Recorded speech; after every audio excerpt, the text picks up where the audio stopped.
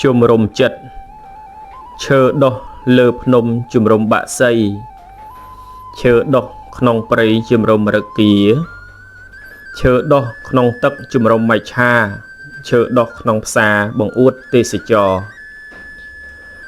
ឈើសាងផ្ទះធំជំរំអ្នកមានខ្ទមតូចគៀនជំរំអ្នកក្រសាងកុដិអារាមជំរំអ្នកធម៌សាងកុសលល្អជាជំរំចិត្តរោគមលុបជ្រោកពួនព្រោះតែក្តៅកាយដំបៅមិនคลายព្រោះមានថ្នាំបិទមិនបៀតបៀនគេព្រោះតែអាណិតចង់ត្រជាក់ចិត្តម្ដេចមិនរៀនធម៌